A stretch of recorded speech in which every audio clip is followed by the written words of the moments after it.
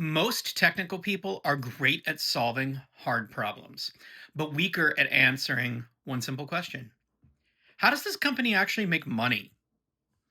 If you can't connect your work to revenue, cost, and risk, your best ideas die in PowerPoint or Google Sheets or whatever your company uses for slides. Yeah, they sound interesting like engineering experiments, but they don't move business decisions. In this video, I'm going to be giving you the business fundamentals that every technical person should know so that you can explain your work in the language that executives, the people that are paying you money, actually use. Here's where we're going. First, how do companies actually make money? Second, how does software create value by increasing revenue, reducing cost, or reducing risk? Third, how do you think about margin, ROI, payback period, and risk using simple formulas? By the end, you'll be able to look at a feature, a project, or system and say, this is worth doing, and here is why in business terms. So let's start from the top. How do companies actually make money? At the simplest level, a business does two things. The first thing, the most obvious one, is they create value. Yeah, that's it. The second thing, the less obvious one, is they capture value. So those are different topics. Those are different concepts. And I want you to understand what the difference is between creating value and capturing value. Value creation means solving a real problem for a customer in a way that they care about. That might be saving them time, making them money, reducing risk, or giving them something that they want badly to enough to pay for. Value capture is everything about pricing, packaging, and the business model that turns that solution into revenue and eventually a form of profit. You can build something brilliant, but if the company doesn't capture value from it, you don't have a business, honestly. You just have a science project. Now, let's put this into the language of finance. On an income statement for a business, I know this is the boring part for you technical people, but this is something important to understand. On the income statement or a P&L, you're going to see three core numbers: revenue, costs, and profit. And there's a basic equation for it. Profit is everything that is left after you take revenue and subtract costs. Revenue is simply just the money coming in from customers. Costs are the money that are going out to run the business, and profit's what's left. There are detailed layers here, of course, like gross profit, operating profit, net profit, but you don't need to become an accountant to become dangerous at this. As a technical person, your job in the conversation is to show how your work changes one or more of these things. Does it grow revenue? Does it reduce cost? Does it reduce risk that could hurt revenue or increase costs down the road? If you can answer those specific questions clearly, you are already speaking the language of business and you may not even realize it. Now, let's talk about how software actually creates business value. From a business perspective, software has three main levers. The first one is increasing revenue, so it can actually help a business make more money. The second thing that it can do is reduce cost. So it can reduce the amount of cost that a business is expending in order to make said revenue. And the third thing that it can do is to reduce risk so that the business can project down the road the kinds of profit, revenue, and expenses that they will have. Now, every technical initiative that you work on should absolutely tie to at least one of these. If it doesn't, tell you the truth, it's probably not a priority, even if the customer tells you that it is.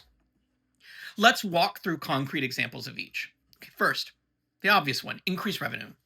So imagine that you're working on an e-commerce site and your team ships a recommendation system that suggests products that customers are likely to buy next.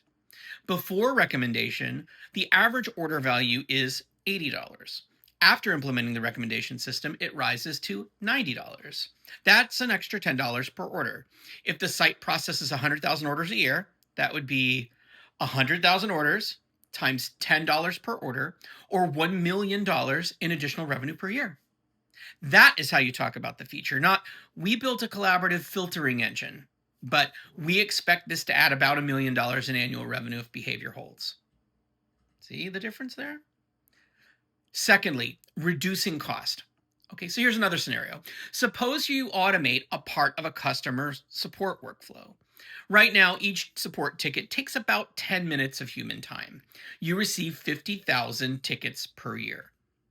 10 minutes is 1/6 of an hour, or about 0.1666666 hours per ticket. You see how the math is just kind of not really the point? Yeah. Well, let's multiply it out anyway. 50,000 ticket times 0.1666 whatever hours is a ballpark estimate about 8,350 hours of support work a year. That's a lot of time. And if a support rep costs the company $40 per hour fully loaded, which it could cost more than that in certain scenarios, that's 8,350 hours times $40, or about $335,000 a year. Let's just round it to that. If your automation cuts that effort in half, you have just saved the company about $167,000 a year. So that's the story that you need to tell. This automation saved us about $167,000 per year in support costs, not we reduced ticket handling time. The second scenario there is not specific enough because it doesn't identify that you reduced cost. So here's the third lever that you can pull, reducing risk. So let's think about production outages. So say an outage costs $20,000 an hour in lost revenue, SLA penalties, and firefighting. In many businesses, that's a conservative estimate. I actually worked selling to a customer who estimated that they lost about $20,000 per minute in an outage. So it's definitely possible to lose $20,000 an hour. That's absolutely a reasonable assessment. So today, let's say it takes 2 hours to detect and resolve a typical incident. You build better monitoring and alerting, and now you can spot and fix those specific issues in 5 minutes instead of 2 hours. Let's be conservative, and let's say you save roughly 2 hours of outage time per incident. At $20,000 an hour, that's $40,000 saved for every incident. If this sort of thing happens, let's say just 5 times a year, you are now saving $40,000 times 5, or $200,000 per year in avoided loss. So that reliability work isn't just improving MTTR. It's avoiding around $200,000 per year in expected loss. The point is not that your estimates have to be perfect. They're never going to be perfect. The point is that you are going to be expressing your work as this many dollars more or this many dollars less, instead of this is the elegant code that I wrote, or this architecture is much cleaner than what we had in the past. Now let's talk about a few key business metrics. This is where it gets a little complicated, so stay with me. Margin, ROI, and payback period. Okay, so let's start with margin first. Margin is what tells you how much of your revenue turns into profit once you've paid your costs. A simpler version of this is margin equals profit divided by revenue. Let's use some numbers to make this clear. Suppose a product brings in $1 million of revenue per year. The total cost to build, deliver, support, and sell that product are $700,000. Profit is revenue minus costs. So $1 million minus $700,000 equals $300,000 in profit. Margin is that $300,000 divided by a million, which is equal to 0.3 or 30%. Higher margin means that the company has more room to invest in growth, tolerate experiments, and fund new projects like yours. So when you argue for a change, what executives are quietly asking in the back of their minds is, does this increase margin? Either by growing profit or by growing revenue faster than it grows costs. Next, return on investment. That's ROI. You hear that all the time. Here's a simple formula for ROI. ROI equals total gain minus total cost divided by total cost over some time period. Let's take a software project as an example. Let's say that the initial investment of this software project is $200,000. That's going to include engineering time, any tooling, rollout, training, everything. You expect that project to save $120,000 per year in support and operations cost. You're looking at about a 3-year time horizon. First, let's calculate the total gain over those 3 years. Your annual savings is $120,000 over 3 years. That's $120,000 times 3, or $360,000. Total gain is $360,000. Total cost is $200,000. 360,000 minus 200,000 equals 160,000. Now plug into the ROI formula. ROI equals $160,000 divided by $200,000. That's 0.8 or 80% over 3 years. So instead of saying this will make support happier, you can say this project has an estimated 80% ROI over 3 years. Same work, completely different level of credibility. Now let's talk about payback period. Payback period answers a slightly different question. How long until we get the money back? So let's use that same example where we had an initial investment of $200,000 and an annual savings of $120,000. The payback period is the initial investment divided by that annual benefit. So that's 200,000 divided by 120,000. You can approximate it. So 120,000 times 1.5 is 180,000. It's pretty close. 120,000 times 1.6 is 192,000. That's pretty close. 120,000 times 1.67, pretty close. So it's payback period is going to be roughly 1.7 years. It's a good way to think about it. Or an even better way to just round it off would be like a year and 8 months. Because a third of a year is 4 months. A third of a year is 4 months. So two-thirds of a year would be 8 months. So a year and 8 months. In other words, the project pays for itself in under 2 years and then creates additional savings after that. A project with a positive ROI over 3 years and a payback in under 2 will almost always get some serious consideration as long as the risk is reasonable. This is actually how business leaders think. They're looking at ROI and payback across a portfolio of possible investments, not just this one project. Now let's talk about risk, because this is where a lot of technical people undercommunicate. It's a problem that I still have a lot of the time. But here's why communicating about your risk is important. From a simple quantitative perspective, you can think about risk like this. Risk equals probability times impact. Probability is how likely something is to happen in a given time period. Impact is how bad it is if it does happen, and that's usually measured in money. So let's use a security example.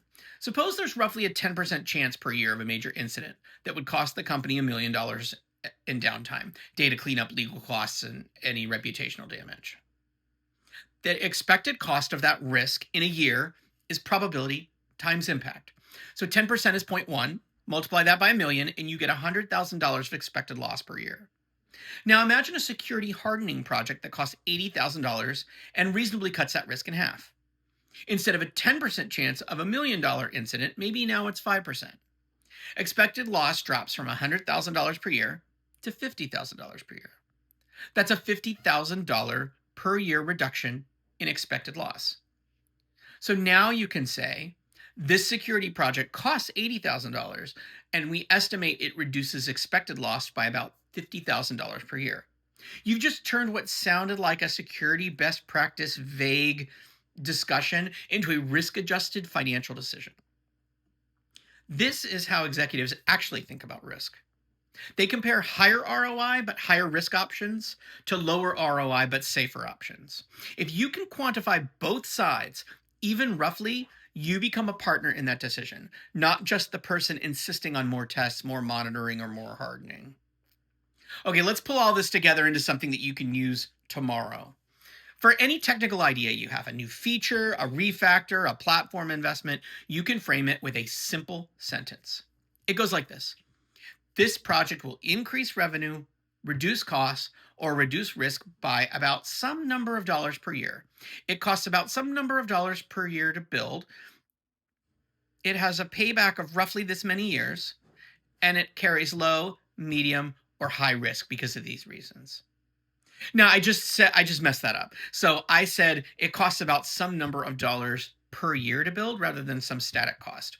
But the reality is that oftentimes building these projects does have an ongoing maintenance cost that does not get factored into these decisions. So really, you do want to be thinking about that, maybe even in the back of your mind, as part of the estimate for how much this particular feature costs to build. It's not necessarily going to be static. There is a possibility that ongoing maintenance ends up eating some of that dollars per year. And you want to be as accurate as you can with your assessment, because that is what shows leadership. So let's speak about this a little more concretely. Here's how you might talk about your project. This project will reduce support and operations costs by about $150,000 per year. Costs about $250,000 to build, has a payback of roughly 1.7 years, and carries a medium risk because it touches building and requires a careful rollout plan. That one sentence has forced you to be clear about what lever you're pulling, whether it's revenue, cost, or risk, roughly how much money is involved, how long until the investment pays back, and what could potentially go wrong. You don't need perfect numbers. You do need reasonable assumptions and clear logic. If you can consistently describe your technical work in these terms, how the company makes money, how the company changes revenue from your software, or cost or risk, and what that does to margin, ROI, and payback, you stop sounding like just an engineer and you start sounding like a business partner. That is the shift that gets your ideas funded, your work prioritized, and your seat at the table when real decisions are made, including the ones about your paycheck. Hopefully this was interesting to you. If you have any comments, please leave them below, and look forward to the next video. This was fun.